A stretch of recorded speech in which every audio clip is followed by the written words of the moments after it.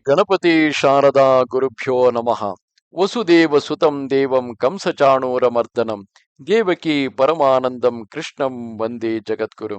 ಶ್ರೋತೃಗಳಿಗೆ ಶ್ರೀ ಅಳಸಿಂಗರಾಚಾರ್ಯ ವಿರಚಿತ ಶ್ರೀ ವ್ಯಾಸ ಮಹರ್ಷಿ ಪ್ರಣೀತ ಶ್ರೀಮದ್ ಭಾಗವತದ ನವಮ ಸ್ಕಂದದಲ್ಲಿ ಗಂಗಾವತರಣ ವೃತ್ತಾಂತವು ಹಾಗೂ ಕಲ್ಮಾಶಪಾದ ಖಟ್ವಾಂಗ ಚರಿತ್ರವು ಎಂಬ 9ನೆಯ ಅಧ್ಯಾಯಕ್ಕೆ ಸ್ವಾಗತ. ಶುಕಮುನಿಗಳು ಪರೀಕ್ಷಿದ್ರಾಜನನ್ನು ಕುರಿತು ಈ ಭಾಗವತ ಕಥಾನಕವನ್ನು ಹೇಳುತ್ತಿರುವರು. ರಾಜ, ಕೇಳು. ಕಪಿಲಾಜ್ಞೆಯಂತೆ ಅಂಶುಮಂತನು ಆಕಾಶಗಂಗೆಯನ್ನು ತರುವುದಕ್ಕಾಗಿ ಬಹುಕಾಲದವರೆಗೆ ತಪಸ್ಸು ಮಾಡಿದನು. ಕೊನೆಗೆ ಅವನಿಂದ ಸಾಧ್ಯವಿಲ್ಲದೆ ಅವನು ಹಾಗೆಯೇ ಕಾಲಾಧೀನನಾದನು. ಅವನ ಮಗನಾದ ದಿಲೀಪನು ತಾನು ಬದುಕಿರುವವರೆಗೂ ಅದೇ ಪ್ರಯತ್ನದಲ್ಲಿದ್ದು ಕೊನೆಗೆ ಅವನು ವಿಫಲ ಪ್ರಯತ್ನನಾಗಿಯೇ ಸತ್ತನು. ಆಮೇಲೆ ಇವನ ಮಗನಾದ ಭಗೀರಥನೆಂಬುವನು ಹೇಗಾದರೂ ಈ ಕಾರ್ಯವನ್ನು ಕೊನೆಗಾಣಿಸಬೇಕೆಂದು ತನ್ನ ತಂದೆ ತಾತಂದರಿಗಿಂತಲೂ ಉಗ್ರ ತಪಸ್ಸನ್ನು ಮಾಡುತ್ತಿದ್ದನು. ಕೊನೆಗೆ ಗಂಗಾದೇವಿಯು ಇವನ ತಪಸ್ಸಿಗೆ ಮೆಚ್ಚಿ ಪ್ರತ್ಯಕ್ಷಳಾಗಿ, ಓ ಭಗೀರಥ, ನಿನ್ನ ಕೋರಿಕೆಯನ್ನು ತಿಳಿಸು, ನಡೆಸಿಕೊಡುವೆನು ಎಂದಳು. ಭಗೀರಥನು ತನ್ನ ಉದ್ದೇಶವನ್ನು ತಿಳಿಸಿ ಪ್ರಾರ್ಥಿಸಲು ಗಂಗಾದೇವಿಯು ಅವನನ್ನು ಕುರಿತು, ಓ ರಾಜಕುಮಾರ, ನಿನ್ನ ಕೋರಿಕೆಯಂತೆ ನಾನು ಭೂಮಿಗಾಗಲಿ ಪಾತಾಳಕ್ಕಾಗಲಿ ಬರುವುದರಲ್ಲಿ ಅಡ್ಡಿಯಿಲ್ಲ. ಆದರೆ ನಾನು ಆಕಾಶದಿಂದ ಕೆಳಕ್ಕೆ ಬೀಳುವಾಗ ನನ್ನ ವೇಗವನ್ನು ತಡೆಯಬಲ್ಲವರಾರು? ಈ ಭೂಮಿಯೇನೋ ತಡೆಯಲಾರದು. ಬೇರೆ ಯಾರು ತಡೆದುಕೊಳ್ಳತಕ್ಕವರು ಇಲ್ಲದಿದ್ದರೆ ನಾನು ಈ ಭೂಮಿಯನ್ನು ಭೇದಿಸಿಕೊಂಡು ಪಾತಾಳಕ್ಕೆ ಪ್ರವೇಶಿಸಬೇಕಾಗುವುದು. ಇದಲ್ಲದೆ ಭೂಮಿಯಲ್ಲಿ ಪ್ರವಹಿಸುವುದಕ್ಕೆ ನನಗೆ ಸ್ವಲ್ಪ ಮಾತ್ರವೂ ಇಷ್ಟವಿಲ್ಲ. ಏಕೆಂದು ಕೇಳುವೆಯಾ? ಈ ಭೂಲೋಕದಲ್ಲಿ ಪಾಪಿಗಳು ಅದೆಷ್ಟೋ ಮಂದಿಯುಂಟು. ಅವರು ತಮ್ಮ ಪಾಪವನ್ನು ಕಳೆಯುವುದಕ್ಕಾಗಿ ನನ್ನಲ್ಲಿ ಸ್ನಾನ ಮಾಡುವರು. ಅವರು ನನಗೆ ಅಂಟಿಸಿ ಹೋದ ಪಾಪವನ್ನು ನಾನು ಯಾವ ವಿಧದಿಂದ ಕಳೆದುಕೊಳ್ಳಲಿ? ಈ ವಿಷಯಗಳಿಗೆ ನೀನು ತಕ್ಕ ಪ್ರತೀಕಾರವನ್ನು ಮೊದಲು ಯೋಚಿಸಬೇಕು ಎಂದಳು. ಅದಕ್ಕೆ ಆ ಭಗೀರಥನು, ಅಮ್ಮ, ಭೂಮಿಯಲ್ಲಿ ಕೇವಲ ಪಾಪಿಗಳು ಮಾತ್ರವೇ ಅಲ್ಲದೆ ಪುಣ್ಯಾತ್ಮರು ಎಷ್ಟೋ ಮಂದಿಯುಂಟಲ್ಲವೇ? ಕಾಮ್ಯ ಕರ್ಮಗಳನ್ನು ಬಿಟ್ಟು ಜಿತೇಂದ್ರಿಯರಾಗಿ ಬ್ರಹ್ಮೋಪಾಸನದಿಂದ ಸಿದ್ಧಿಯನ್ನು ಪಡೆದ ಮಹರ್ಷಿಗಳು ಅದೆಷ್ಟೋ ಮಂದಿ ಇರುವರು. ಅವರು ತಮ್ಮ ಸಂಬಂಧದಿಂದ ಲೋಕವನ್ನೇ ಪಾವನ ಮಾಡುವರು. ಅವರು ನಿನ್ನಲ್ಲಿ ಸ್ನಾನ ಮಾಡುವರಲ್ಲವೇ? ಪಾಪಿಗಳ ಸಂಬಂಧದಿಂದ ನಿನ್ನಲ್ಲಿ ಸೇರಿದ ಪಾಪವು ಅಂತಹ ಪುಣ್ಯಾತ್ಮರ ಸ್ಪರ್ಶದಿಂದ ಕಳೆದು ಹೋಗುವುದು. ಭಗವಂತನು ಸರ್ವಾತ್ಮಕನಾದುದರಿಂದ ಅಂತಹ ಪುಣ್ಯಾತ್ಮರಲ್ಲಿದ್ದು ಆ ಪಾಪಗಳನ್ನು ನೀಗಿಸುವನು. ಇದಕ್ಕಾಗಿ ನೀನು ವಿಚಾರಿಸಬೇಕಾದುದಿಲ್ಲ. ಭೂಮಿಯಲ್ಲಿ ನಿನ್ನ ವೇಗವನ್ನು ತಡೆದು ನಿಲ್ಲುವರಾರೆಂದು ಕೇಳಿದೆಯಲ್ಲವೇ? ವಸ್ತ್ರದಲ್ಲಿ ನೂಲೆಳೆಗಳಂತೆ ಯಾವನು ಈ ಸಮಸ್ತ ಪ್ರಪಂಚದಲ್ಲಿಯೂ ವ್ಯಾಪಿಸಿರುವನು? ಬ್ರಹ್ಮನು ಮೊದಲಾಗಿ ಹುಲ್ಲು ಕಡ್ಡಿಯವರೆಗಿನ ಸಮಸ್ತ ಶರೀರಗಳಲ್ಲಿಯೂ ಯಾವನು ಅಂತರಾತ್ಮನಾಗಿರುವನು? ರುದ್ರ ಶರೀರಕನಾದ ಆ ಪರಮಾತ್ಮನೇ ನಿನ್ನ ವೇಗವನ್ನು ಧರಿಸಬಲ್ಲನು ಎಂದನು. ಅದಕ್ಕೆ ಆ ಗಂಗೆಯು, ವತ್ಸ, ಹಾಗಿದ್ದರೆ ನೀನು ಆ ಪರಮ ಶಿವನನ್ನೇ ಪ್ರಾರ್ಥಿಸಿ ನನ್ನ ಪ್ರವಾಹ ವೇಗವನ್ನು ತಡೆದುಕೊಳ್ಳುವಂತೆ ಮಾಡು ಎಂದಳು. ಇದರ ಮೇಲೆ ಭಗೀರಥನು ರುದ್ರನನ್ನು ಕುರಿತು ತಪಸ್ಸು ಮಾಡಿ ಸ್ವಲ್ಪ ಕಾಲದೊಳಗಾಗಿಯೇ ಅವನನ್ನು ಪ್ರಸನ್ನನನ್ನಾಗಿ ಮಾಡಿಕೊಂಡನು. ಸರ್ವಜ್ಞನಾದ ರುದ್ರನು ಈ ಕಾರ್ಯವನ್ನು ತಾನು ನಡೆಸಬೇಕೆಂದು ಮೊದಲೇ ಸಂಕಲ್ಪಿಸಿದವನಾಗಿದ್ದುದರಿಂದ ಭಗೀರಥನ ಪ್ರಾರ್ಥನೆಗೆ ಅಡ್ಡ ಮಾತಾಡದೆ ವಿಷ್ಣು ಪಾದೋದ್ಭವೆಯಾದುದರಿಂದ ಪರಮ ಪಾವನೆಯೆನಿಸಿಕೊಂಡ ಗಂಗಾ ನದಿಯನ್ನು ಶಿರಸ್ಸಿನಲ್ಲಿ ಧರಿಸುವುದಕ್ಕೆ ಸಂತೋಷದಿಂದ ಸಮ್ಮತಿಸಿದನು. ಆಮೇಲೆ ಭಗೀರಥನ ಪ್ರಾರ್ಥನೆಯಿಂದ ಗಂಗೆಯು ಆಕಾಶದಿಂದಿಳಿದು ಶಿವನ ಜಟಾಜೂಟದಲ್ಲಿ ಬಿದ್ದಳು. ಭಗೀರಥನು ಆ ಗಂಗೆಯನ್ನು ತನ್ನ ಪಿತೃಗಳ ಭಸ್ಮರಾಶಿಯು ಬಿದ್ದಿದ್ದ ಸ್ಥಳಕ್ಕೆ ಕರೆದುಕೊಂಡು ಹೋಗಬೇಕೆಂದು ಉದ್ದೇಶಿಸಿ ತನ್ನ ರಥವನ್ನೇರಿ ವಾಯುವೇಗದಿಂದ ಹೊರಟನು.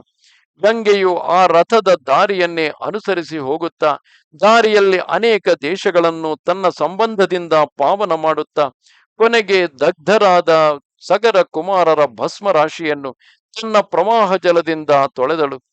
ರಾಜ, ಅತಿ ಕ್ರೂರವಾದ ಬ್ರಾಹ್ಮಣ ಶಾಪದಿಂದ ದಗ್ಧರಾದ ಸಗರ ಪುತ್ರರು ಕೂಡ ಗಂಗಾ ಜಲ ಸಂಬಂಧದಿಂದ ಸ್ವರ್ಗವನ್ನು ಹೊಂದಿದರು.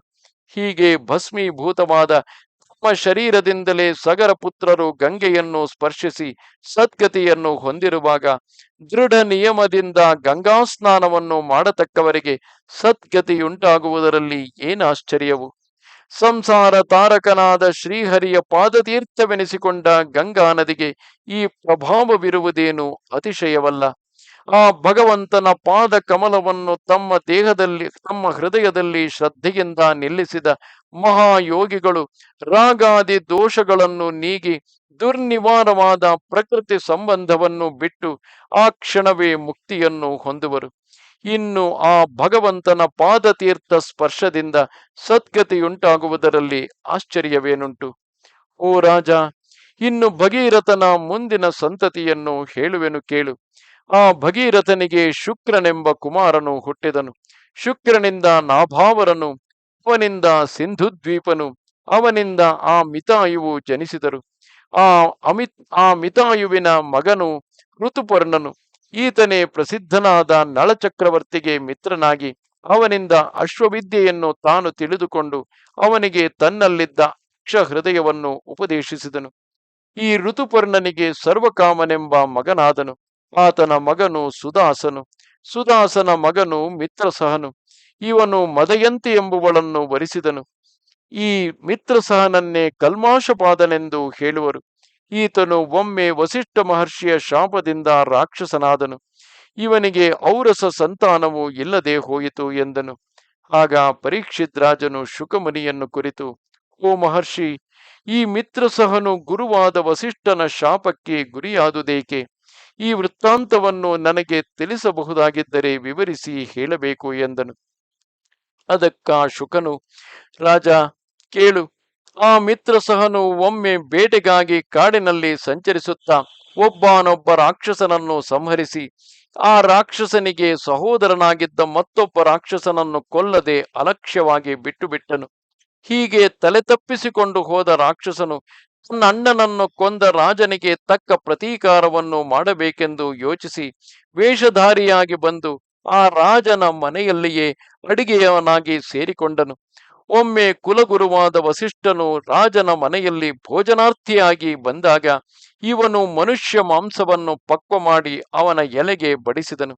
ಎಲೆಗೆ ಬಡಿಸುತ್ತಿರುವಾಗಲೇ ವಸಿಷ್ಠನು ಅದರ ದುರ್ಗಂಧದಿಂದ ಅದು ಅಭಕ್ಷ್ಯವಾದ ನರಮಾಂಸವೆಂಬುದನ್ನು ತಿಳಿದು ಕೋಪದಿಂದ ಹಿಂದು ಮುಂದು ಯೋಚಿಸದೆ ಮುಂದಿದ್ದ ರಾಜನನ್ನು ಕುರಿತು, ದುರಾತ್ಮ, ನನ್ನ ಭೋಜನಕ್ಕಾಗಿ ನರಮಾಂಸವನ್ನು ಇಕ್ಕಿಸುವೆಯಾ? ನೀನು ರಾಕ್ಷಸ ಜನ್ಮವನ್ನು ಹೊಂದು ಎಂದು ಶಪಿಸಿಬಿಟ್ಟನು. ಕೊನೆಗೆ ಅದು ರಾಕ್ಷಸನ ಕೃತ್ಯವೇ ಹೊರತು ರಾಜನ ತಪ್ಪಲ್ಲವೆಂದು ವಸಿಷ್ಠನಿಗೆ ತಿಳಿದು ಬಂದುದರಿಂದ ತಾನು ಕೊಟ್ಟ ಶಾಪಕ್ಕೆ 12 ವರ್ಷದವರೆಗೆ ಮಾತ್ರ ಕಾಲಾವಧಿಯನ್ನು ನಿರ್ಣಯಿಸಿ ಅದರ ಮೇಲೆ ಆ ರಾಜನಿಗೆ ರಾಕ್ಷಸ ಜನ್ಮವು ಬಿಟ್ಟು ಹೋಗುವಂತೆ ಅನುಗ್ರಹಿಸಿದನು. ಆದರೇನು, ಇಷ್ಟರಲ್ಲಿ ನಿರಪರಾಧಿಯಾದ ತನ್ನನ್ನು ಶಪಿಸಿದಕ್ಕಾಗಿ ರಾಜನಿಗೆ ವಸಿಷ್ಠನ ಮೇಲೆ ಅತ್ಯಾಕ್ರೋಶವು ಹುಟ್ಟಿತು. ಆ ಗುರುವಿಗೆ ಪ್ರತಿಶಾಪವನ್ನು ಕೊಡುವುದಕ್ಕಾಗಿ ಕೈಗೆ ನೀರನ್ನು ತೆಗೆದುಕೊಂಡು ಅದನ್ನು ಅಭಿಮಂತ್ರಿಸಿದನು.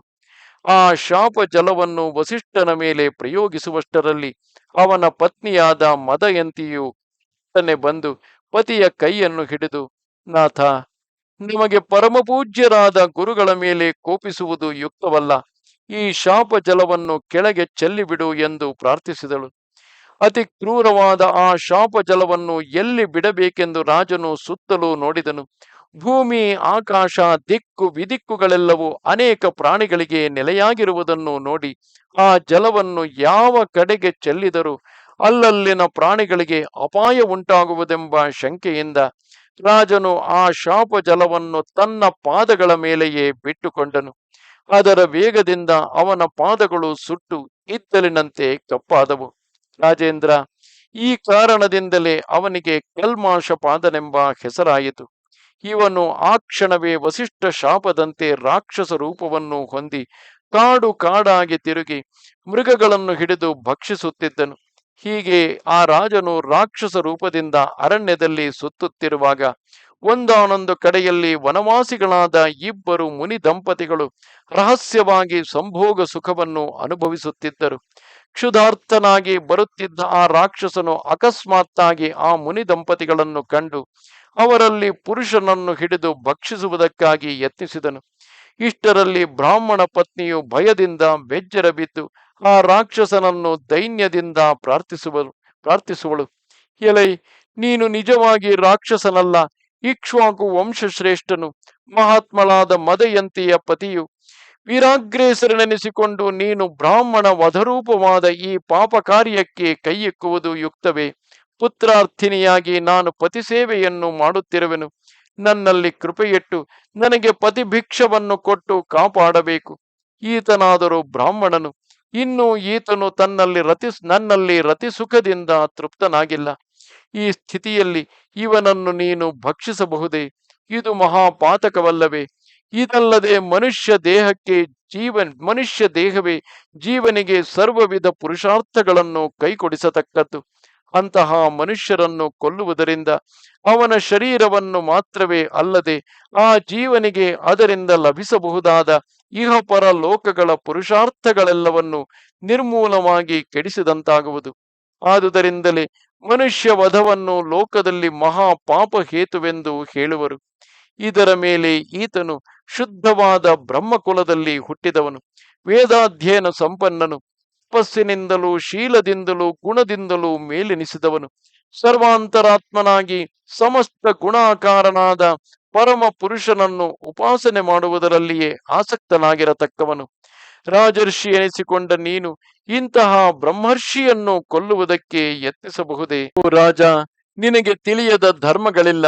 ನೀನು ವಿಪನ್ನರಾದ ಪ್ರಜೆಗಳನ್ನು ಕಾಪಾಡತಕ್ಕವನು. ತಂದೆಯು ಮಗನನ್ನು ಕೊಲ್ಲುವುದಕ್ಕೆ ಕೈಯೆತ್ತುವಂತೆ ಕಾಪಾಡತಕ್ಕ ಪ್ರಭುವಾದ ನೀನೇ ಇವನನ್ನು ಕೊಲ್ಲುವುದು ಧರ್ಮವೇ? ಸಾಧು ಪ್ರಿಯನೆನಿಸಿಕೊಂಡ ನೀನು ಪರಮ ಸಾಧುವಾಗಿಯೂ ಪಾಪರಹಿತನಾಗಿಯೂ ಬ್ರಹ್ಮವಾದಿಯಾಗಿಯೂ ಕಲ್ಪಸೂತ್ರಗಳನ್ನು ಬಲ್ಲವನಾಗಿಯೂ ಇರುವ ಈ ಬ್ರಾಹ್ಮಣನನ್ನು ಕೊಲ್ಲುವುದೆಂದರೇನು?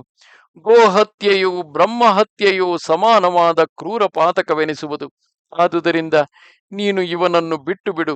ನಿನ್ನ ಹಸಿವಿನ ಆತುರಕ್ಕಾಗಿ ಹೇಗಾದರೂ ಇವನನ್ನು ಭಕ್ಷಿಸಿಯೇ ತೀರಬೇಕೆಂದು ನಿಶ್ಚಯಿಸಿದ್ದ ಪಕ್ಷದಲ್ಲಿ ಮೊದಲು ನನ್ನನ್ನು ಭಕ್ಷಿಸಿ ಆಮೇಲೆ ಬೇಕಾದರೆ ಇವನನ್ನು ಭಕ್ಷಿಸು. ನಾನು ಇವನನ್ನು ಅಗಲಿ ಬದುಕಿರಲಾರೆನೋ ಎಂದು ದೈನ್ಯದಿಂದ ಮೊರೆಯಿಡುತ್ತಾ ಬಾರಿ ಬಾರಿಗೂ ಪ್ರಾರ್ಥಿಸುತ್ತಿದ್ದಳು. ಹಾಗಿದ್ದರೂ ಕೇಳದೆ ಸೌದಾಸನು ದೈವಚೋದಿತನಾಗಿ ಆ ಬ್ರಾಹ್ಮಣನ ಮೇಲೆ ಬಿದ್ದು ಹುಲಿಯು ಹಸುವನ್ನು ನುಂಗುವಂತೆ ಅವನನ್ನು ಹಿಡಿದು ಭಕ್ಷಿಸಿಬಿಟ್ಟನು. ಆಗ ಬ್ರಾಹ್ಮಣೆಯು ದಿಕ್ಕಿಲ್ಲದೆ ಗೋಳಿಡುತ್ತಾ ಸಹಿಸಲಾರದ ದುಃಖದಿಂದ ತತ್ತಳಿಸುತ್ತಿದ್ದು ಕೊನೆಗೆ ಕೋಪಾವಿಷ್ಟಳಾಗಿ ಸೌದಾಸನನ್ನು ಕುರಿತು, ಓ ದುರಾತ್ಮ, ನಾನು ಅಷ್ಟು ವಿಧದಿಂದ ಪ್ರಾರ್ಥಿಸಿದರೂ ಕೇಳದೆ ನಿರಪರಾಧಿಯಾದ ನನ್ನ ಪತಿಯನ್ನು ಕಾಮಾರ್ಥನಾಗಿದ್ದ ಕಾಲದಲ್ಲಿ ನೀನು ಹಿಡಿದು ಭಕ್ಷಿಸಿದೆಯಲ್ಲವೇ? ಆದುದರಿಂದ ನೀನು ಶಾಪಾರ್ಹನು. ನೀನು ಹೀಗೆಯೇ ಸ್ತ್ರೀಯರೊಡನೆ ಸಂಗಮಿಸಿದ ಕಾಲದಲ್ಲಿ ಮರಣವನ್ನು ಹೊಂದು ಎಂದು ಶಪಿಸಿ ತಾನು ತನ್ನ ಪತಿಯೊಡನೆ ಸಹಗಮನ ಮಾಡುವುದಕ್ಕಾಗಿ ನಿಶ್ಚಯಿಸಿಕೊಂಡಳು.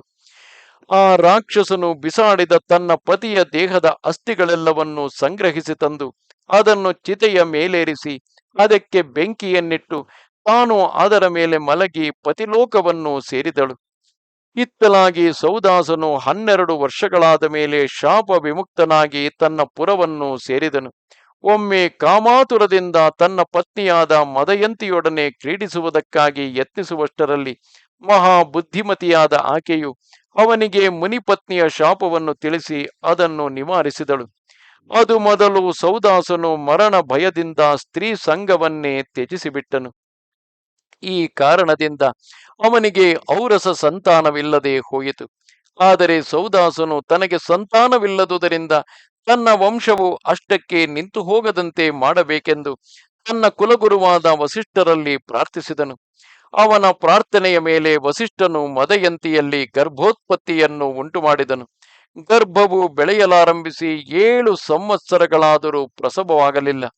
ಆಗ ಮದಯಂತಿಯು ಕೋಪದಿಂದ ಒಂದು ಕಲ್ಲನ್ನು ತೆಗೆದು ತನ್ನ ಹೊಟ್ಟೆಯನ್ನು ಚಚ್ಚಿಕೊಳ್ಳಲು ಒಡನೆಯೇ ಪುತ್ರ ಜನನವಾಗಿತು. ಅಶ್ವ ಅಂದರೆ ಶಿಲಾಘಾತದಿಂದ ಹುಟ್ಟಿದ ಆ ಪುತ್ರನಿಗೆ ಅಶ್ಮಕನೆಂದೇ ಲೋಕದಲ್ಲಿ ಪ್ರಸಿದ್ಧಿಯುಂಟಾಯಿತು. ಈ ಅಶ್ಮಕನ ಮಗನು ನಾರಿ ಕವಚನೆಂದು, ಮೂಲಕನೆಂದು ಎರಡು ಹೆಸರುಗಳಿಂದಲೂ ಪ್ರಸಿದ್ಧನಾದನು.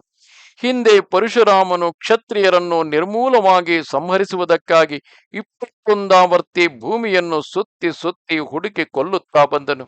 ಆಗ ಅಶ್ಮಕನ ಅಂತಃಪುರದ ರಾಜಸ್ತ್ರೀಯರು ಆ ರಾಜಕುಮಾರನನ್ನು ತಮ್ಮ ಗುಂಪಿನಲ್ಲಿ ಬಚ್ಚಿಟ್ಟುಕೊಂಡು ಪರಶುರಾಮನ ಕಣ್ಣಿಗೆ ಬೀಳದಂತೆ ಕಾಪಾಡಿದರು. ಹೀಗೆ ಸ್ತ್ರೀಯರಿಂದ ರಕ್ಷಿತನಾದುದರಿಂದಲೇ ನಾರಿ ಕವಚನೆಂದು, ಆಗಿನ ಕ್ಷತ್ರಿಯ ವಂಶವು ವೃತ್ತಿ ಹೊಂದುವುದಕ್ಕೆ ಇವನೇ ಮೂಲವಾದುದರಿಂದ ಮೂಲಕನೆಂದು ಹೆಸರನ್ನು ಪಡೆದನು. ಮೂಲಕನಿಗೆ ದಶರಥನೆಂಬ ಮಗನಾದನು. ಆ ದಶರಥನಿಂದ ಐಲಬಿಲನು, ಅವನಿಂದ ವಿಶ್ವಸಹನು ಜನಿಸಿದರು. ಈ ವಿಶ್ವಸಹನಿಗೆ ಖಟ್ವಾಂಗನೆಂಬ ಮಗನಾದನು. ಈತನು ಚಕ್ರವರ್ತಿಯಾಗಿ ಭೂಮಿಯನ್ನು ಪಾಲಿಸುತ್ತಿರುವಾಗ ಒಮ್ಮೆ ದೇವತೆಗಳ ಸಹಾಯಾರ್ಥವಾಗಿ ಹೋಗಿ ಯುದ್ಧದಲ್ಲಿ ದೈತ್ಯರನ್ನು ಸಂಹರಿಸಿದನು. ಇದಕ್ಕಾಗಿ ದೇವತೆಗಳು ಅವನಲ್ಲಿ ಪ್ರಸನ್ನರಾಗಿ ಅವನಿಗೆ ಕೇಳಿದ ವರವನ್ನು ಕೊಡುವುದಾಗಿ ವಾಗ್ದಾನ ಮಾಡಿದರು. ಆಗ ಖಟ್ವಾಂಗನು ತನ್ನ ಆಯುಪ್ರಮಾಣವೆಷ್ಟೆಂಬುದನ್ನು ತಿಳಿಸಬೇಕೆಂದು ಕೇಳಿಕೊಂಡನು. ಅದಕ್ಕ ದೇವತೆಗಳು, 2 ಗಳಿಗೆಗಳು ಮಾತ್ರವೇ ನಿನ್ನ ಆಯುಃಕಾಲವೆಂದು ತಿಳಿಸಿದರು. ಆ ಮಾತನ್ನು ಕೇಳಿದೊಡನೆ ಖಟ್ವಾಂಗನು ತನ್ನ ಪುರಕ್ಕೆ ಬಂದು ವೈರಾಗ್ಯ ಬುದ್ಧಿಯಿಂದ ಹೀಗೆಂದು ಯೋಚಿಸುವನು: ನನಗೆ ಬ್ರಹ್ಮಕುಲಕ್ಕಿಂತಲೂ ನನ್ನ ಪ್ರಾಣಗಳು ಪ್ರಿಯವಲ್ಲ. ನನಗೆ ಕುಲದೈವಕ್ಕಿಂತಲೂ ಪ್ರಿಯವಾದ ಬೇರೊಂದು ವಸ್ತುವಿಲ್ಲ. ನನ್ನ ಮಕ್ಕಳಾಗಲಿ, ನನ್ನ ಹೆಂಡತಿಯರಾಗಲಿ, ನನ್ನ ರಾಜ್ಯ ಭೋಗಗಳಾಗಲಿ, ನನ್ನ ರಾಷ್ಟ್ರವಾಗಲಿ, ರಾಜ್ಯಾಧಿಕಾರವಾಗಲಿ ಆ ಭಗವಂತನಿಗಿಂತಲೂ ನನಗೆ ಹೆಚ್ಚು ಪ್ರೇಮ ಪಾತ್ರಗಳಲ್ಲ. ಬಾಲ್ಯದಿಂದಲೂ ನನ್ನ ಮನಸ್ಸು ಅಧರ್ಮ ಮಾರ್ಗದಲ್ಲಿ ಪ್ರವೇಶಿಸುವುದಿಲ್ಲ. ಉತ್ತಮ ಶ್ಲೋಕನಾದ ಆ ಪರಮಪುರುಷನಿಗಿಂತಲೂ ಭಿನ್ನವಾದ ಬೇರೊಂದು ವಸ್ತುವು ಈ ಪ್ರಪಂಚದಲ್ಲಿ ಇರುವುದಾಗಿ ನನಗೆ ತೋರಲಿಲ್ಲ. ಲೋಕಪಾಲಕರಾದ ದೇವತೆಗಳು ನನಗೆ ಬೇಕಾದ ವರಗಳನ್ನು ಕೊಡುವುದಾಗಿ ಹೇಳಿದ್ದರು. ಭಗವತ್ ಸೇವೆಯಲ್ಲಿಯೇ ನಟ್ಟ ಮನಸ್ಸುಳ್ಳ ನನಗೆ ಆ ವರಗಳನ್ನು ಪಡೆಯುವುದರಲ್ಲಿಯೂ ಆಸೆಯಿಲ್ಲ. ಆ ದೇವತೆಗಳಿಗೂ ದೇಹಾತ್ಮಾಭಿಮಾನವು ತಪ್ಪಿದುದಲ್ಲ. ಅವರು ಇಂದ್ರಿಯ ವಶರಾಗಿ ಯಾವಾಗಲೂ ತಮ್ಮ ಹೃದಯದಲ್ಲಿಯೇ ನೆಲೆಗೊಂಡಿರುವ ಪರಮಾತ್ಮನ ಮಹಿಮೆಯನ್ನು ತಿಳಿಯದೆ, ಅವನೇ ತಮಗೆ ಪ್ರಿಯವಸ್ತುವೆಂಬುದನ್ನು ತಿಳಿಯದೆ, ಅತ್ಯಲ್ಪವಾದ ವಿಷಯ ಸುಖವನ್ನೇ ಪರವಸ್ತುವನ್ನಾಗಿ ಭಾವಿಸುವರು. ದೇವತೆಗಳ ಸ್ಥಿತಿಯೇ ಹೀಗಿರುವಾಗ ಇತರ ಸಾಮಾನ್ಯ ಮನುಷ್ಯರ ಪಾಡೇನು? ಆ ದೇವತೆಗಳು ಕೊಡತಕ್ಕ ವರಗಳಾಗಲಿ, ಸ್ವರ್ಗಾದಿ ಲೋಕಗಳಾಗಲಿ ನಾವು ಪಡೆಯಬೇಕಾದ ಪರಮ ಪುರುಷಾರ್ಥಕ್ಕೆ ಪ್ರತಿಬಂಧಕಗಳೇ ಹೊರತು ಶ್ರೇಯಸ್ಕರವಲ್ಲ. ಅವೊಂದರಲ್ಲಿಯೂ ನನಗೆ ಆಸೆಯಿಲ್ಲ. ಆದುದರಿಂದ ನಾನು ಲೋಕದಲ್ಲಿ ಭಗವನ್ ಮಾಯೆಯಿಂದ ಏರ್ಪಟ್ಟವುಗಳಾಗಿಯೂ ಗಂಧರ್ವ ನಗರದಂತೆ ಕ್ಷಣ ಕಾಲವಿದ್ದು ಹೋಗತಕ್ಕವುಗಳಾಗಿಯೂ ಇರುವ ಶಬ್ದಾದಿ ವಿಷಯಗಳಲ್ಲಿಯೂ ಪ್ರಕೃತಿ ಪರಿಣಾಮ ರೂಪವಾದ ಶರೀರದಲ್ಲಿಯೂ ಅಭಿಮಾನವನ್ನು ತೊರೆದು ವಿಶ್ವಾತ್ಮನಾದ ಆ ಭಗವಂತನನ್ನು ಭಕ್ತಿಯಿಂದ ಮರೆಹೋಗುವೆನು. ಈಗ ಉಳಿದಿರತಕ್ಕ ನನ್ನ ಅಲ್ಪಕಾಲದ ಆಯುಶೇಷದಲ್ಲಿಯಾದರೂ ದೃಢ ಧ್ಯಾನದಿಂದ ಆ ಭಗವಂತನನ್ನು ಪ್ರಸನ್ನನಾಗಿ ಮಾಡಿಕೊಳ್ಳುವೆನು ಎಂದು ನಿಶ್ಚಯಿಸಿಕೊಂಡನು. ಓ ಪರೀಕ್ಷಿತ್ ರಾಜ, ಸೌದಾಸನು ದೃಢಬುದ್ಧಿಯಿಂದ ಹೀಗೆ ನಿಶ್ಚಯಿಸಿಕೊಂಡು ದೇಹಾದಿಗಳಲ್ಲಿ ಅಭಿಮಾನ ರೂಪವಾದ ಅಜ್ಞಾನವನ್ನು ಬಿಟ್ಟು ಆತ್ಮಾನುಸಂಧಾನದಿಂದ ತನ್ನ ದೇಹವನ್ನು ನೀಗಿ ಪಾಪರಾಹಿತ್ಯವೇ ಮೊದಲಾದ ಗುಣಗಳುಳ್ಳ ಶುದ್ಧಾತ್ಮ ಸ್ವರೂಪವನ್ನು ಹೊಂದಿದನು. ನಿಜವಾದ ದೈವ ಭಕ್ತಿಯುಳ್ಳವರೆಲ್ಲರೂ ಯಾವನನ್ನು ಪ್ರಮಾಣ ಸಿದ್ಧವಾಗಿಯೂ ದುರೂಹವಾಗಿಯೂ ಇರುವ ಪರಬ್ರಹ್ಮವೆಂದು ಹೇಳುವರು, ಅಂತಹ ಪರಮ ಪುರುಷನಾದ ವಾಸುದೇವನಲ್ಲಿ ಮನಸ್ಸನ್ನು ನೆಲೆಗೊಳಿಸಿ ಆ ಖಟ್ವಾಂಗನು ಉತ್ತಮ ಗತಿಯನ್ನು ಹೊಂದಿದನು. ಇದು 9ನೆಯ ಅಧ್ಯಾಯವು. ನಮಸ್ತೆ ಶಾರದೆ ದೇವಿ ಕಾಶ್ಮೀರ ಪುರವಾಸಿನಿ, ತ್ವಾಮಹಂ ಪ್ರಾರ್ಥಯೇ ನಿತ್ಯಂ, ವಿದ್ಯಾದಾನಂಚ ದೇಹಿಮೆ. ನಮಸ್ಕಾರ. ಶ್ರೀ ಗಣಪತಿ ಶಾರದಾ ಗುರುಭ್ಯೋ ನಮಃ. ವಸುದೇವ ಸುತಂ ದೇವಂ ಕಂಸಚಾಣೂರಮರ್ದನಂ ದೇವಕಿ ಪರಮಾನಂದಂ ಕೃಷ್ಣಂ ವಂದೇ ಜಗದ್ಗುರುಂ.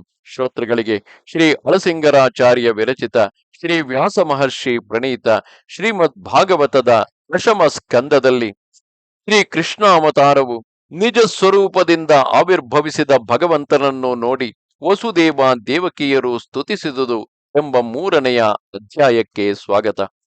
ಶುಕಮುನಿಗಳು ಪರೀಕ್ಷಿತ್ ರಾಜನನ್ನು ಕುರಿತು ಈ ಕೃಷ್ಣಾವತಾರದ ಕಥೆಯನ್ನು ಹೇಳುತ್ತಿರುವರು. ಓ ಪರೀಕ್ಷಿತ್ ರಾಜ, ಇಷ್ಟರಲ್ಲಿಯೇ ಭಗವದವತಾರಕ್ಕೆ ತಕ್ಕಂತೆ ಸರ್ವಗುಣ ವಿಶಿಷ್ಟವಾದ ಮತ್ತು ಪರಮ ಮಂಗಳಕರವಾದ ಕಾಲವು ಸನ್ನಿಹಿತವಾಯಿತು. ಮಾವನಿಗೆ ಮೃತ್ಯು ಸೂಚಕವಾಗಿ ಭಗವಂತನ ಜನ್ಮ ನಕ್ಷತ್ರವಾದ ರೋಹಿಣಿಯು ಸಂಧಿಸಿತು. ಸೂರ್ಯಾದಿ ಗ್ರಹಗಳು ಇತರ ನಕ್ಷತ್ರಗಳು ಅನುಕೂಲ ಸ್ಥಾನವನ್ನು ಸೇರಿದವು. ದಿಕ್ಕುಗಳೆಲ್ಲವೂ ಪ್ರಸನ್ನವಾಗಿ ಅಪೂರ್ವ ಕಾಂತಿಯಿಂದ ಬೆಳಗುತ್ತಿದ್ದವು. ಆಕಾಶವು ನಿರ್ಮಲವಾಗಿ ಪ್ರಕಾಶ ವಿಶಿಷ್ಟವಾದ ನಕ್ಷತ್ರ ಸಮೂಹಗಳಿಂದ ಕಂಗೊಳಿಸುತ್ತಿತ್ತು. ಪಟ್ಟಣಗಳು, ಗ್ರಾಮಗಳು, ಗೋಕುಲಗಳು ಇವುಗಳಿಂದ ತುಂಬಿದ ಸಮಸ್ತ ಭೂಮಿಯು ಮಂಗಳಕರವಾಗಿ ತೋರುತ್ತಿತ್ತು. ನದಿಗಳೆಲ್ಲವೂ ಸ್ವಚ್ಛ ಜಲದಿಂದ ಶೋಭಿಸುತ್ತಿದ್ದವು. ಕೊಳಗಳೆಲ್ಲವೂ ಕಮಲ ಕಾಂತಿಯಿಂದಲೂ, ವನಗಳೆಲ್ಲವೂ ಫಲಪುಷ್ಪ ಸಮೃದ್ಧವಾಗಿ ಭ್ರಮರ ಜಂಕಾರಗಳಿಂದಲೂ, ಪಕ್ಷಿಗಳ ಗಾನದಿಂದಲೂ ಕಣ್ಣುಗಳಿಗೂ ಕಿವಿಗಳಿಗೂ ಆನಂದಕರವಾಗಿದ್ದವು. ಗಾಳಿಯು ಸುಖಸ್ಪರ್ಶವಾಗಿ ಸುಗಂಧ ವಿಶಿಷ್ಟವಾಗಿ ಸ್ವಚ್ಛವಾಗಿ ಬೀಸತೊಡಗಿತು. ಬ್ರಾಹ್ಮಣ, ಕ್ಷತ್ರಿಯ, ವೈಶ್ಯರೆಂಬ ತ್ರೈವರ್ಣಿಕರ ಗ್ರಹಗಳಲ್ಲಿ ಅದುವರೆಗೆ ಶಾಂತವಾಗಿದ್ದ ಹೋಮಾಗ್ನಿಗಳೆಲ್ಲವೂ ಪ್ರಕಾಶ ವಿಶಿಷ್ಟವಾದ ಜ್ವಾಲೆಗಳಿಂದ ಉರಿಯಲಾರಂಭಿಸಿದವು. ಸಾಧು ಜನಗಳ ಮತ್ತು ದೇವತೆಗಳ ಮನಸ್ಸಿನಲ್ಲಿದ್ದ ಕಳಂಕವು ಹೋಗಿ ಆಕಸ್ಮಿಕವಾದ ಒಂದು ಬಗೆಯ ಉಲ್ಲಾಸವು ತೋರಿತು. ಜನ್ಮರಹಿತನಾದ ಆ ಭಗವಂತನ ಜನನ ಕಾಲವು ಸಮೀಪಿಸಿದೊಡನೆ ಆಕಾಶದಲ್ಲಿ ದೇವದುಂದುಬಿಗಳು ತಮಗೆ ತಾವೇ ಬಾರಿಸತೊಡಗಿದವು. ದೇವದುಂದುಬಿಗಳು ತಮಗೆ ತಾವೇ ಮೊಳಗಲಾರಂಭಿಸಿದವು. ಗಂಧರ್ವ, ಕಿನ್ನರ, ಸಿದ್ಧ ಚಾರಣಾದಿಗಳೆಲ್ಲರೂ ಸಂತೋಷದಿಂದ ಗಾನ ಮಾಡುತ್ತಾ ಭಗವಂತನನ್ನು ಸ್ತುತಿಸುತ್ತಿದ್ದರು. ವಿದ್ಯಾಧರ ಸ್ತ್ರೀಯರು, ಅಪ್ಸರಸ್ಸುಗಳು ನರ್ತಿಸುತ್ತಿದ್ದರು. ದೇವತೆಗಳು, ದೇವರ್ಷಿಗಳು ಸಂತೋಷದಿಂದ ಪುಷ್ಪವೃಷ್ಟಿಯನ್ನು ಕರೆಯುತ್ತಿದ್ದರು. ಭಗವಂತನ ಅವತಾರ ಕಾಲಕ್ಕೆ ಸರಿಯಾಗಿ ಆಕಾಶದಲ್ಲಿ ಮೇಘಗಳು ಸಮುದ್ರ ಘೋಷದಂತೆ ಗಂಭೀರವಾದ ಮೃದು ಧ್ವನಿಯಿಂದ ಮೊಳಗುತ್ತಿದ್ದವು. ಆಗ ಅರ್ಧರಾತ್ರಿಯ ಸಮಯವಾದುದರಿಂದ ಲೋಕವೆಲ್ಲವೂ ಅಂಧಕಾರ ಪ್ರಚುರವಾಗಿದ್ದಿತು. ಶ್ರೀ ಕೃಷ್ಣಾವತಾರ ಘಟ್ಟವು ಸರ್ವಲೋಕ ಶುಭಪ್ರದವಾದ ಇಂತಹ ಸಮಯದಲ್ಲಿ ಸಕಲ ಕಲ್ಯಾಣ ಗುಣ ಪರಿಪೂರ್ಣನಾದ ಶ್ರೀ ಮಹಾವಿಷ್ಣುವು ಪೂರ್ವ ದಿಕ್ಕಿನಲ್ಲಿ ಉದಿಸಿ ಬರುವ ಪೂರ್ಣ ಚಂದ್ರನಂತೆ ದೇವತಾಂಶಭೂತೆಯಾದ ದೇವಕಿ ದೇವಿಯ ಗರ್ಭದಿಂದ ಅವತರಿಸಿದನು.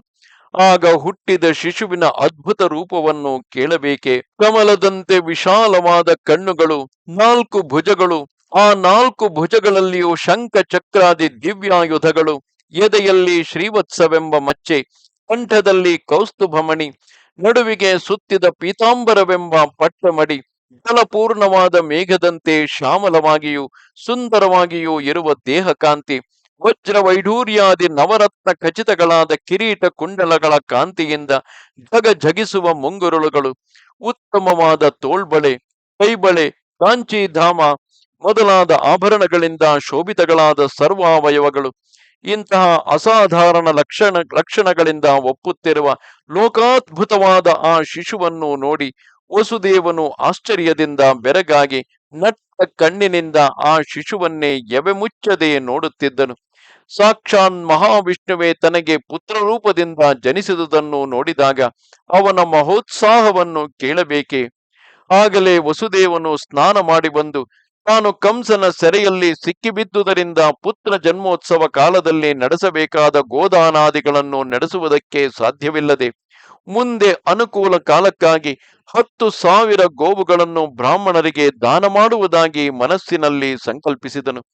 ಮತ್ತು ಆಗ ವಸುದೇವನು ನಿಜ ದೇಹ ಕಾಂತಿಯಿಂದಲೇ ಆ ಸೂತಿಕಾ ಗ್ರಹವನ್ನು ಬೆಳಗುವಂತಿದ್ದ ಆ ಶಿಶುವನ್ನು ಕಂಡು ಆತನೇ ಪರಮಪುರುಷನೆಂದು ನಿಶ್ಚಯಿಸಿ ಅದುವರೆಗೆ ಕಂಸನ ವಿಷಯದಲ್ಲಿ ತನಗಿದ್ದ ಭಯವನ್ನು ಬಿಟ್ಟು ಆ ಶಿಶುವಿನ ಮುಂದೆ ವಿನಯದಿಂದ ಕೈಜೋಡಿಸಿ ನಿಂತು ಹೀಗೆಂದು ಸ್ತುತಿಸುವನು. ಓ ಮಹಾತ್ಮ, ನೀನು ಚಿದಾತ್ಮಕವಾದ ಪ್ರಪಂಚಕ್ಕಿಂತಲೂ ಬೇರೆಯಾದವನು. ಕೇವಲ ಜ್ಞಾನಾನಂದ ಸ್ವರೂಪನು. ಸಮಸ್ತ ಪ್ರಾಣಿಗಳ ಬುದ್ಧಿ ವ್ಯಾಪಾರವನ್ನು ಏಕಕಾಲದಲ್ಲಿ ಕಂಡುಕೊಳ್ಳತಕ್ಕ ಸರ್ವಸಾಕ್ಷಿಯಾದ ಪರಮ ಪುರುಷನೇ ನೀನೆಂಬುದು ಈಗ ನನಗೆ ವ್ಯಕ್ತವಾಯಿತು. ಆ ನೀನೇ ನಿನಗೆ ಶರೀರಭೂತವಾದ ಪ್ರಕೃತಿಯಿಂದ ಮೊದಲು ತ್ರಿಗುಣಾತ್ಮಕವಾದ ಈ ಪ್ರಪಂಚವನ್ನು ಸೃಷ್ಟಿಸುವೆ. ಹೀಗೆ ಪ್ರಪಂಚವನ್ನು ಸೃಷ್ಟಿಸಿದ ಮೇಲೆಯೂ ನೀನೇ ಅದರಲ್ಲಿ ನಿನ್ನ ಸಂಕಲ್ಪರೂಪ ಜ್ಞಾನದಿಂದ ಅಂತರ್ಯಾಮಿಯಾಗಿ ಪ್ರವೇಶಿಸಿ ಸ್ಥಿತಿಯನ್ನು ನಿರ್ವಹಿಸುವೆ. ಹೀಗೆ ನೀನು ಆಯಾ ವಸ್ತುಗಳಲ್ಲಿ ಅಂತರ್ಯಾಮಿಯಾಗಿದ್ದಾಗಲೂ ಆ ವಸ್ತುಗತವಾದ ವಿಕಾರಗಳೊಂದಕ್ಕೂ ಈಡಾಗದೆ ಅವುಗಳ ಸಂಪರ್ಕವೇ ಇಲ್ಲದವನಂತೆ ಕಾಣುವೆ. ಆದರೆ ಕಾರ್ಯರೂಪವಾದ ಈ ಪ್ರಪಂಚದಲ್ಲಿಯೇ ನಾನು ಒಬ್ಬನಾಗಿ ಸೇರಿರುವಾಗ ಮೊದಲೇ ಅದಕ್ಕೆ ನಾನು ಕಾರಣನಾಗಿದ್ದೇನೆಂದು ಆಯಾ ವಸ್ತುಗಳಲ್ಲಿ ಸೇರಿರುವಾಗಲೂ ನನಗೆ ಅವುಗಳಿಗೆ ಉಂಟಾಗುವ ವಿಕಾರಗಳು ಸಂಭವಿಸಲಾರವೆಂದು ಹೇಳುವುದು ಹೇಗೆ ಎಂದರೆ, ಪ್ರಕೃತಿಯಿಂದ ಉಂಟಾಗತಕ್ಕ ಮಹತ್ತು, ಅಹಂಕಾರ, ಪಂಚ ತನ್ಮಾತ್ರಗಳೆಂಬಿ 7 ಬಗೆಯ ತತ್ವಗಳು ಇವುಗಳ ವಿಕಾರ ರೂಪಗಳಿಂದಾಗುವ ಆಕಾಶಾದಿ ಸ್ಥೂಲ ಭೂತಗಳು, ಆಯಾ ಅಧಿದೇವತೆಗಳೊಡಗೂಡಿದ ಇಂದ್ರಿಯಗಳು, ಇವೆಲ್ಲವೂ ಮೊದಲು ಪರಸ್ಪರ ಸಂಬಂಧವಿಲ್ಲದೆ ಬೇರೆ ಬೇರೆಯಾಗಿದ್ದಾಗ ತನಗಿರುವ ಬೇರೆ ಬೇರೆ ಶಕ್ತಿಯಿಂದ ಈ ಬ್ರಹ್ಮಾಂಡವನ್ನು ಸೃಷ್ಟಿಸುವುದಕ್ಕೆ ತಕ್ಕ ಸಾಮರ್ಥ್ಯವಿಲ್ಲದೆ ಕೊನೆಗೆ ನೀನು ಮಾಡಿದ ಪಂಚೀಕರಣದ ಮೂಲಕವಾಗಿ ಒಂದಕ್ಕೊಂದು ಸೇರಿದ ಮೇಲೆಯೇ ನಿನಗೆ ಶಯನ ಸ್ಥಾನವಾದ ಈ ಬ್ರಹ್ಮಾಂಡವು ಏರ್ಪಡುವುದಲ್ಲವೇ? ಹೀಗೆ ಇವೆಲ್ಲವೂ ತಮ್ಮ ಪರಸ್ಪರ ಸಂಯೋಗದಿಂದ ಬ್ರಹ್ಮಾಂಡವನ್ನು ಸೃಷ್ಟಿಸಿದ ಮೇಲೆ ಅದರಲ್ಲಿಯೇ ತಾವು ಸೇರಿರುವುದರಿಂದ ತಾವೇ ಈ ಬ್ರಹ್ಮಾಂಡದಲ್ಲಿ ಹುಟ್ಟಿದಂತೆ ಕಾಣುತ್ತಿರುವುದು ಸಹಜವು. ಆದರೆ ಇವು ಬ್ರಹ್ಮಾಂಡ ಸೃಷ್ಟಿಗೆ ಮೊದಲೇ ಇದ್ದುದರಿಂದ ಅವುಗಳಿಗೆ ಬ್ರಹ್ಮಾಂಡದಲ್ಲಿ ಉತ್ಪತ್ತಿಯು ಅಸಂಭವವಲ್ಲವೇ? ಅದರಂತೆ ನೀನು ದೇವ ಮನುಷ್ಯಾದಿ ಶರೀರಗಳಲ್ಲಿ ಪ್ರವೇಶಿಸಿ ಇಂದ್ರಿಯಗಳಿಗೆ ಗೋಚರಿಸತಕ್ಕವುಗಳಾಗಿಯೂ ಗುಣ ಕಾರ್ಯಗಳಾಗಿಯೂ ಇರುವ ಆ ದೇವಾದಿ ಶರೀರಗಳೊಡನೆ ಒಂದಾಗಿ ಕಲೆತಿದ್ದರು ನೀನೇ ಅವೆಲ್ಲಕ್ಕೂ ಆದಿ ಕಾರಣನು. ಅವುಗಳಿಗೆ ಉಂಟಾಗತಕ್ಕ ವಿಕಾರಗಳೊಂದು ನಿನ್ನನ್ನು ಮುಟ್ಟಲಾರವು. ದೇವ, ಸಮಸ್ತ ಪ್ರಪಂಚಕ್ಕೂ ನೀನೇ ಆತ್ಮವಸ್ತುವಾಗಿ ಪ್ರಪಂಚವೆಲ್ಲವೂ ನಿನ್ನ ಶರೀರವಾಗಿರುವುದರಿಂದ ಸರ್ವವೂ ನೀನೇ. ಶರೀರಗತವಾದ ವಿಕಾರಗಳು ಆತ್ಮನಿಗೆ ಹೇಗೆ ಸಂಬಂಧಿಸುವುದಿಲ್ಲವೋ ಹಾಗೆಯೇ ಪ್ರಾಪಂಚಿಕವಾದ ದೋಷಗಳೊಂದು ನಿನ್ನನ್ನು ಮುಟ್ಟಲಾರವು. ಮತ್ತು ಇತರ ಜೀವಾತ್ಮಗಳ ಜ್ಞಾನದಂತೆ ನಿನ್ನ ಜ್ಞಾನಕ್ಕೆ ಸಂಕೋಚ ವಿಕಾಸಾದಿ ವಿಕಾರಗಳೊಂದು ಇಲ್ಲದುದರಿಂದ ಹೊರಗೆ ಒಳಗೆಂಬ ಭೇದವಿಲ್ಲದೆ ನೀನು ಯಾವಾಗಲೂ ಸರ್ವವ್ಯಾಪಿಯಾಗಿರತಕ್ಕವನು. ಆದುದರಿಂದ ನೀನು ಒಂದು ವಸ್ತುವಿನಲ್ಲಿದ್ದ ಮಾತ್ರಕ್ಕೆ ಅಷ್ಟರಲ್ಲಿಯೇ ಅಡಗಿರುವವನಲ್ಲ. ಆ ವಸ್ತುವಿಗೆ ಉಂಟಾಗತಕ್ಕ ವಿಕಾರಗಳು ನಿನ್ನನ್ನು ಮುಟ್ಟಲಾರವು. ಇತರ ಜೀವಗಳಂತೆ ನೀನು ನಿನ್ನ ನಿಜ ಸ್ವರೂಪವನ್ನು ಎಂದಿಗೂ ಮರೆಯುವವನಲ್ಲ. ನಿನಗಿಂತಲೂ ಬೇರೆಯಾಗಿಯೂ ಇಂದ್ರಿಯ ಗ್ರಾಹ್ಯಗಳಾಗಿಯೂ ಸತ್ವಾದಿ ಗುಣಗಳ ಕಾರ್ಯರೂಪವಾಗಿಯೂ ಇರುವ ದೇವಾದಿ ಶರೀರಗಳಲ್ಲಿ ನೀನು ಆತ್ಮಭೂತನಾಗಿದ್ದರೂ ದೋಷರಹಿತವಾಗಿಯೂ ಕೇವಲ ಜ್ಞಾನಾನಂದ ರೂಪವಾಗಿಯೂ ನಿರ್ವಿಕಾರವಾಗಿಯೂ ಇರುವ ನಿನ್ನ ಸ್ವರೂಪವನ್ನು ನೀನು ಪ್ರತ್ಯೇಕಿಸಿ ತಿಳಿಯಬಲ್ಲವನು. ಆದುದರಿಂದ ನಿನಗೆ ದೇಹಾತ್ಮ ಭ್ರಾಂತಿ ಎಂಬುದು ಹುಟ್ಟಲಾರದು. ಅಜ್ಞಾನಿಗಳಿಗೆ ಮಾತ್ರವೇ ದೇವ ಮನುಷ್ಯಾದಿ ಭೇದ ಬುದ್ಧಿಯು ಉಂಟಾಗುವುದು. ವಿವೇಕಿಗಳು ಈ ಮತವನ್ನು ಪೂರ್ವ ಪಕ್ಷಕ್ಕಾಗಿ ಮಾತ್ರ ಉಪಯೋಗಪಡಿಸುವವರಲ್ಲದೆ ಬೇರೆಯಲ್ಲ. ದೇಹಾತ್ಮ ಭ್ರಾಂತಿಯುಳ್ಳ ಮನುಷ್ಯನಾದರೂ ಹೇಯೋಪಾದೇಯಗಳನ್ನು ತಿಳಿಯಲಾರದೆ ವಿವೇಕಿಗಳು ಹೇಯವೆಂದು ನಿಷೇಧಿಸುವುದನ್ನೇ ತನಗೆ ಹಿತವೆಂಬ ಬುದ್ಧಿಯಿಂದ ಕೈಕೊಳ್ಳುವನು. ಓ ಪ್ರಭು, ನೀನು ಮನಸ್ಸಂಕಲ್ಪವೊಂದು ಹೊರತು ಬೇರೆ ವ್ಯಾಪಾರವಿಲ್ಲದವನು, ಸತ್ವಾದಿ ಗುಣಗಳಿಗೆ ಈಡಾಗದವನು, ನಿರ್ವಿಕಾರ ಸ್ವರೂಪನು. ಈ ಜಗತ್ತಿನ ಉತ್ಪತ್ತಿ ಸ್ಥಿತಿ ಲಯಗಳೆಲ್ಲವೂ ನಿನ್ನಲ್ಲಿಯೇ ನಡೆಯುವವು. ಆದರೆ ನಿರ್ವಿಕಾರನಾದ ನಿನ್ನಲ್ಲಿ ಈ ವಿಕಾರಗಳನ್ನು ಹೇಳುವುದು ವಿರುದ್ಧವಲ್ಲವೇ ಎಂದರೆ, ನೀನು ಸ್ವರೂಪದಿಂದ ನಿರ್ವಿಕಾರನಾಗಿದ್ದರೂ ನಿನಗೆ ಶರೀರಭೂತಗಳಾದ ಪ್ರಕೃತಿ ಪುರುಷರ ಮೂಲಕವಾಗಿ ನೀನೇ ಆ ನಿನ್ನ ಶರೀರಕ್ಕೆ ಈ ವಿಕಾರಗಳನ್ನು ಉಂಟು ಮಾಡಿಕೊಳ್ಳುವೆಯೇ ಹೊರತು ಸಾಕ್ಷಾತ್ತಾಗಿ ನೀನು ಆ ವಿಕಾರಗಳಿಗೆ ಈಡಾಗತಕ್ಕವನಲ್ಲ. ಹೀಗೆ ಆಗಾಗ ವಿಕಾರವನ್ನು ಹೊಂದತಕ್ಕ ಚಿತ್ತುಗಳಲ್ಲಿ ನೀನು ಅಂತರಾತ್ಮ ರೂಪದಿಂದಿದ್ದು ಅವುಗಳಿಗೆ ಧಾರಕನಾಗಿರುವುದರಿಂದ ಅವುಗಳಲ್ಲಿ ನಡೆಯತಕ್ಕ ಉತ್ಪತ್ತಿ ಮೊದಲಾದ ವಿಕಾರಗಳೆಲ್ಲವೂ ಶರೀರಕನಾದ ನಿನ್ನಲ್ಲಿ ಉಪಚರಿಸಲ್ಪಡುವವೇ ಹೊರತು ಬೇರೆಯಲ್ಲ. ಆದರೆ ಈ ಪ್ರಪಂಚದ ಉತ್ಪತ್ತಿ ಲಯಗಳಿಗೆ ಬ್ರಹ್ಮರುದ್ರರು ಕಾರಣರಾಗಿರುವಾಗ ಸೃಷ್ಟಿ ಸ್ಥಿತಿ ಲಯಗಳೆಲ್ಲಕ್ಕೂ ನನ್ನೊಬ್ಬನನ್ನೇ ಕಾರಣವಾಗಿ ಹೇಳಬಹುದೇ ಎಂದರೆ, ದೇವ, ಲೋಕ ರಕ್ಷಣಕ್ಕಾಗಿ ನೀನೇ ನಿನ್ನ ಸಂಕಲ್ಪ ರೂಪದಿಂದ ಮಾಯೆಯಿಂದ ಕೇವಲ ಸತ್ವಮಯವಾದ ಮತ್ತು ಶುಭ್ರ ವರ್ಣವುಳ್ಳ ಶರೀರವನ್ನು ಹೊಂದಿ ರಕ್ಷಣಾ ಕಾರ್ಯವನ್ನು ನಡೆಸುವೆ. ರಜೋಗುಣದಿಂದ ರಕ್ತವರ್ಣವುಳ್ಳ ಶರೀರವನ್ನು ಹೊಂದಿ ಚತುರ್ಮುಖನೆಂಬ ಹೆಸರಿನಿಂದ ಸೃಷ್ಟಿ ಕಾರ್ಯವನ್ನು ನಡೆಸುವೆ. ತಮೋ ಗುಣದಿಂದ ಕೃಷ್ಣ ವರ್ಣವುಳ್ಳ ಶರೀರವನ್ನು ಹೊಂದಿ ರುದ್ರನೆಂಬ ಹೆಸರಿನಿಂದ ಲೋಕವನ್ನು ಸಂಹರಿಸುವೆ. ಹೀಗೆ ನೀನೊಬ್ಬನೇ ಬ್ರಹ್ಮ ರುದ್ರರೆಂಬ ಜೀವಗಳಲ್ಲಿ ಅನುಪ್ರವೇಶ ಮಾಡಿ ಉತ್ಪತ್ತಿ ಲಯಗಳನ್ನು ನಿಜ ರೂಪದಿಂದ ರಕ್ಷಣಾ ಕಾರ್ಯವನ್ನು ನಡೆಸತಕ್ಕವನು. ಓ ಲೋಕೇಶ್ವರ, ಈಗ ನೀನು ಲೋಕರಕ್ಷಣಾರ್ಥವಾಗಿಯೇ ಈ ನನ್ನ ಕ್ಷೇತ್ರದಲ್ಲಿ ಈ ರೂಪದಿಂದ ಅವತರಿಸಿರುವೆ. ಕ್ಷತ್ರಿಯ ರೂಪದಿಂದ ಈ ಲೋಕದಲ್ಲಿ ಜನಿಸಿರುವ ಕೋಟ್ಯಾನು ಕೋಟಿ ದಾನವ ಸೈನ್ಯಗಳೆಲ್ಲವನ್ನು ನೀನು ಶೀಘ್ರ ಕಾಲದಲ್ಲಿಯೇ ನಿರ್ಮೂಲ ಮಾಡುವುದರಲ್ಲಿ ಸಂದೇಹವಿಲ್ಲ. ಓ ದೇವದೇವ, ಆದರೆ ಸಾಧುಗಳು ಮನಸ್ಸಿನಿಂದಲೂ ಸ್ಮರಿಸಬಾರದ ಕ್ರೂರನಾದ ಕಂಸನು ನೀನು ಹೀಗೆ ನನ್ನ ಗ್ರಹದಲ್ಲಿ ಅವತರಿಸುವ ವಿಷಯವನ್ನು ಮೊದಲಿಂದಲೂ ಕೇಳಿ ಬಲ್ಲನು. ಇದಕ್ಕಾಗಿಯೇ ನಿನಗೆ ಮೊದಲು ಹುಟ್ಟಿದ ನನ್ನ ಮಕ್ಕಳೆಲ್ಲರನ್ನೂ ಸಂಹರಿಸಿರುವನು. ಈಗ ನಿನ್ನ ಜನ್ಮ ವೃತ್ತಾಂತವನ್ನು ತನ್ನ ಕಡೆಯ ದೂತರ ಮುಖದಿಂದ ಕೇಳಿದ ಕೂಡಲೇ ಅವನು ಆಯುಧ ಪಾಣಿಯಾಗಿ ನಿನ್ನನ್ನು ಕೊಲ್ಲುವುದಕ್ಕೆ ಬರುವನು. ಆದುದರಿಂದ ಈಗಲೇ ನೀನು ಈ ರೂಪವನ್ನು ಮರೆಸಿಕೊಳ್ಳಬೇಕು ಎಂದನು. ಓ ಪರೀಕ್ಷಿತ್ ರಾಜ, ಆಗ ದೇವಕಿ ದೇವಿಯು ತನ್ನ ಗರ್ಭದಲ್ಲಿ ಸಾಕ್ಷಾತ್ ವಿಷ್ಣು ಸ್ವರೂಪದಿಂದ ಜನಿಸಿದ ಶಿಶುವನ್ನು ನೋಡಿದೊಡನೆ ಸಂತೋಷದಿಂದ ಕಂಸನ ವಿಷಯವಾಗಿ ತನ್ನ ಮನಸ್ಸಿನಲ್ಲಿದ್ದ ಭಯವನ್ನು ಮರೆತು ಮುಖದಲ್ಲಿ ಮುಗುಳ್ನಗೆಯನ್ನು ಬೀರುತ್ತಾ ಹೀಗೆಂದು ಸ್ತುತಿಸುವಳು. ಓ ಮಹಾತ್ಮ, ನಿನ್ನ ಪರಸ್ವರೂಪವು ಸ್ಥೂಲ ಪ್ರಕೃತಿಯಂತೆ ಇಂದ್ರಿಯಗಳಿಗೆ ಗೋಚರವಲ್ಲದೆ ಸೂಕ್ಷ್ಮ ಪ್ರಕೃತಿಗೂ ಕಾರಣವಾಗಿ ಸತ್ವಾದಿ ಗುಣರಹಿತವಾಗಿ ಯಾವಾಗಲೂ ಏಕರೂಪವಾಗಿಯೂ ಇರುವುದರಿಂದ ಸ್ಥೂಲ ಸೂಕ್ಷ್ಮ ಪ್ರಕೃತಿಗಿಂತಲೂ ಬೇರೆಯಾದುದೆಂದು ಮತ್ತು ಸ್ವಯಂ ಪ್ರಕಾಶವಾಗಿಯೂ ಪುಣ್ಯ ಪಾಪರಹಿತವಾಗಿಯೂ ಆ ಅಸಂಕುಚಿತ ಉಳ್ಳದ್ದಾಗಿಯೂ ಸ್ವರೂಪದಿಂದಲೂ ಗುಣದಿಂದಲೂ ಬೃಹತ್ತಾಗಿ ಬ್ರಹ್ಮ ಶಬ್ದ ವಾಚ್ಯವಾಗಿಯೂ ಇರುವುದರಿಂದ ಬದ್ಧ ಮುಕ್ತ ನಿತ್ಯ ಜೀವರಿಗಿಂತಲೂ ಬೇರೆಯಾದುದೆಂದು ವೇದಾಂತಿಗಳು ನಿರ್ಣಯಿಸಿರುವರು. ಆ ಶ್ರೀಹರಿಯೇ ನೀನೆಂಬುದನ್ನು ಈಗ ಸ್ಪಷ್ಟವಾಗಿ ತಿಳಿದೆನು.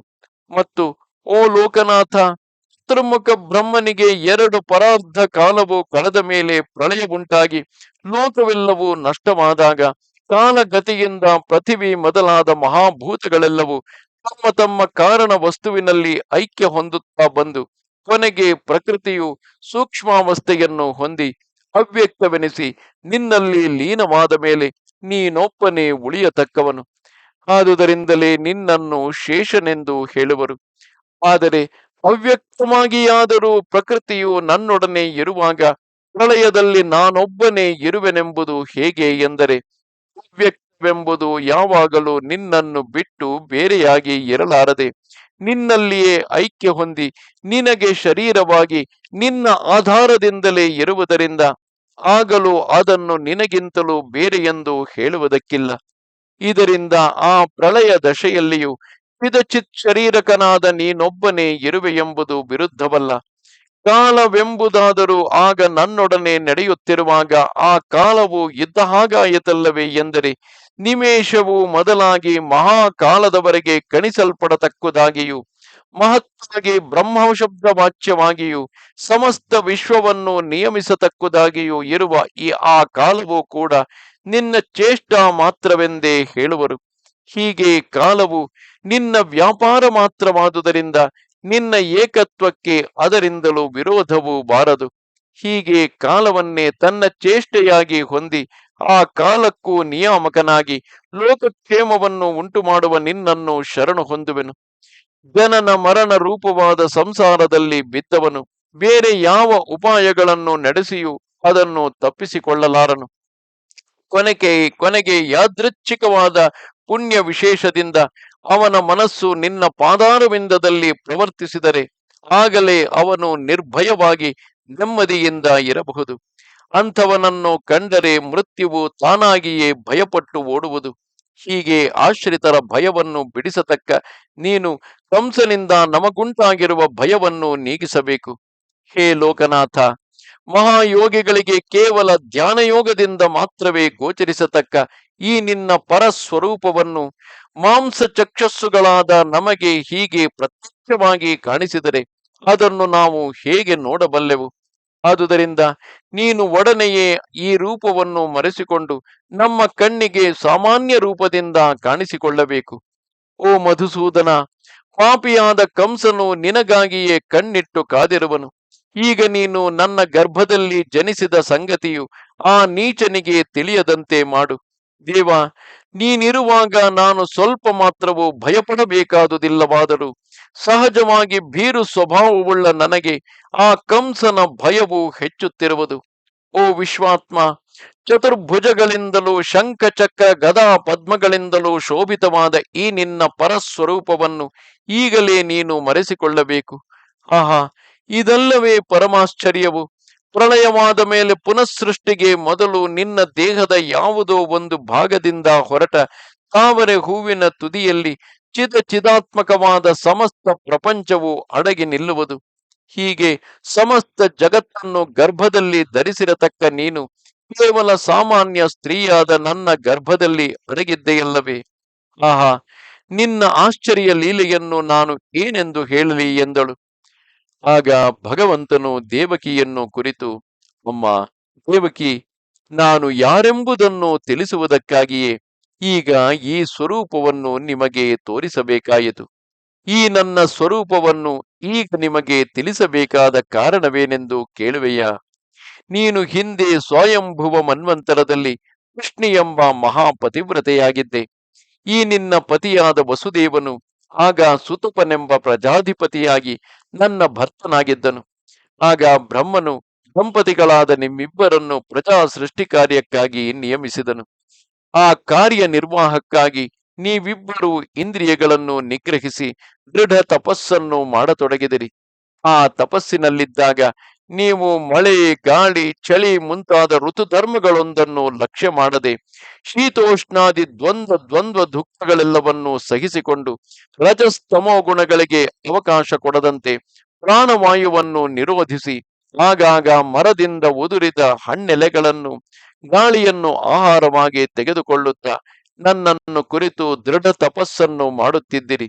ಹೀಗೆ ನೀವಿಬ್ಬರು 12,000 ದಿವ್ಯ ವರ್ಷಗಳವರೆಗೆ ನನ್ನಲ್ಲಿಯೇ ನಟ್ಟ ಮನಸ್ಸುಳ್ಳವರಾಗಿ ದೃಢ ಭಕ್ತಿಯಿಂದ ಧ್ಯಾನಿಸುತ್ತಿದ್ದಾಗ ನಾನು ನಿಮ್ಮ ಭಕ್ತಿಗೂ ಶ್ರದ್ಧೆಗೂ ಸಂತುಷ್ಟನಾಗಿ ನಿಮ್ಮ ಕೋರಿಕೆಯನ್ನು ಸಲ್ಲಿಸಬೇಕೆಂಬ ಉದ್ದೇಶದಿಂದ ಇದೇ ದಿವ್ಯ ಸ್ವರೂಪದೊಡನೆ ನಿಮಗೆ ಪ್ರತ್ಯಕ್ಷನಾಗಿ ನಿಮಗೆ ಬೇಕಾದ ವರವನ್ನು ಕೇಳಿಕೊಳ್ಳುವಂತೆ ನಿಮ್ಮನ್ನು ಪ್ರೇರಿಸಿದನು. ಆಗ ನೀವಿಬ್ಬರು ನನಗೆ ಸಮಾನನಾದ ಪುತ್ರನನ್ನೇ ಪಡೆಯಬೇಕೆಂದು ಪ್ರಾರ್ಥಿಸಿದಿರಿ. ಅಮ್ಮ ದೇವಕಿ, ನೀವಿಬ್ಬರು ಬಹುಕಾಲದಿಂದ ತಪಸ್ಸಿನಲ್ಲಿದ್ದು ಗ್ರಾಮ್ಯ ಸುಖಗಳ ಆಸೆಯನ್ನೇ ತೊರೆದವರಾಗಿದ್ದರು ನನ್ನ ಮಾಯೆಯಿಂದ ಮೋಹಿತರಾಗಿ ಮೋಕ್ಷಪ್ರದನಾದ ನಾನು ಪ್ರತ್ಯಕ್ಷವಾಗಿರುವಾಗಲೂ ನೀವು ನನ್ನಲ್ಲಿ ಉತ್ತಮ ಪುರುಷಾರ್ಥವಾದ ಮುಕ್ತಿಯನ್ನು ಕೇಳಿಕೊಳ್ಳದೆ ಅತ್ಯಲ್ಪವಾದ ಸಂತಾನ ಸುಖವನ್ನು ಅಪೇಕ್ಷಿಸಿದಿರಿ. ನಿಮ್ಮ ಇಷ್ಟದಂತೆಯೇ ನಾನು ವರವನ್ನು ಕೊಟ್ಟು ಹೊರಟು ಬಂದೆನು. ನಿಮ್ಮ ಕೋರಿಕೆಯು ಕೈಗೂಡಿದುದರಿಂದ ನೀವು ಸಂತುಷ್ಟರಾಗಿ ತಿರುಗಿ ಗ್ರಾಮ್ಯ ಭೋಗಗಳಲ್ಲಿ ಬಿದ್ದು ಯಥೇಷ್ಟವಾಗಿ ವಿಷಯ ಸುಖಗಳನ್ನು ಅನುಭವಿಸುತ್ತಿದ್ದಿರಿ.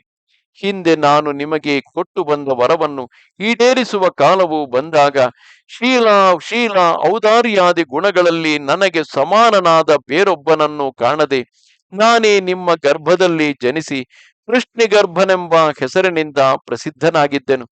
ಆಮೇಲೆ ನೀವಿಬ್ಬರೇ ಮುಂದಿನ ಜನ್ಮದಲ್ಲಿ ಅದಿತಿ ಕಶ್ಯಪರಾಗಿ ಹುಟ್ಟಿದಿರಿ. ಆಗಲೂ ನಾನು ನಿಮ್ಮ ಗರ್ಭದಲ್ಲಿ ಉಪೇಂದ್ರನೆಂಬ ಹೆಸರಿನಿಂದ ಹುಟ್ಟಿದೆನು.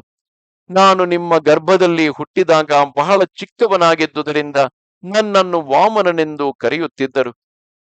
ಹೀಗೆ 2 ಜನ್ಮಗಳನ್ನು ಕಳೆದ ಮೇಲೆ ನೀವೇ ತಿರುಗಿ ಈ 3ನೆಯ ಜನ್ಮದಲ್ಲಿ ದೇವಕಿ ವಸುದೇವರೆಂಬ ಹೆಸರಿನಿಂದ ಹುಟ್ಟಿರುವಿರಿ.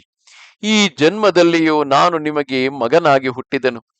ಹೀಗೆ ಹಿಂದಿನ ಜನ್ಮಗಳಲ್ಲಿ ನಮಗಿದ್ದ ಪರಸ್ಪರ ಸಂಬಂಧವನ್ನು ನಿಮ್ಮ ಸ್ಮರಣೆಗೆ ತರುವುದಕ್ಕಾಗಿಯೇ ನಾನು ಈಗ ನಿಮಗೆ ನನ್ನ ನಿಜ ಸ್ವರೂಪವನ್ನು ತೋರಿಸಬೇಕಾಯಿತು. ಅಮ್ಮ, ನನ್ನ ಮಾತು ಎಂದಿಗೂ ತಪ್ಪಲಾರದೆಂದು ಇದರಿಂದ ನೀವು ಚೆನ್ನಾಗಿ ತಿಳಿಯಬಹುದು. ಈಗ ನಾನು ಕೇವಲ ಪ್ರಾಕೃತ ಶಿಶುವಿನಂತೆಯೇ ಹುಟ್ಟಿದ ಪಕ್ಷದಲ್ಲಿ ಮನುಷ್ಯರಾದ ನಿಮಗೆ ನನ್ನ ನಿಜ ಸ್ಥಿತಿಯು ತಿಳಿಯುವುದಕ್ಕೆ ಅವಕಾಶವಿಲ್ಲದಂತಾಗುತ್ತಿತ್ತು. ಈಗ ನೀವು ಪುತ್ರ ಭಾವದಿಂದ ನನ್ನಲ್ಲಿ ಮೋಹವನ್ನಾಗಲಿ ಪರಬ್ರಹ್ಮವೆಂಬ ಭಾವದಿಂದ ಒಮ್ಮೆ ಭಕ್ತಿಯನ್ನಾಗಲಿ ತೋರಿಸುವುದರಿಂದ ನಿಮಗೆ ಉತ್ತಮ ಪುರುಷಾರ್ಥವಾದ ನನ್ನ ಸಾಯುಜ್ಯವು ಲಭಿಸುವುದರಲ್ಲಿ ಸಂದೇಹವಿಲ್ಲ ಎಂದು ಹೇಳಿ ಭಗವಂತನು ಆ ದೇವಕಿ ವಸುದೇವರಿಬ್ಬರು ನೋಡುತ್ತಿರುವ ಹಾಗೆಯೇ ಮಾಯೆಯಿಂದ ತನ್ನ ಪರಸ್ವರೂಪವನ್ನು ಮರೆಸಿಕೊಂಡು ಸಾಮಾನ್ಯವಾದ ಸಣ್ಣ ಮಗುವಿನಂತೆ ಕಾಣಿಸಿಕೊಂಡನು.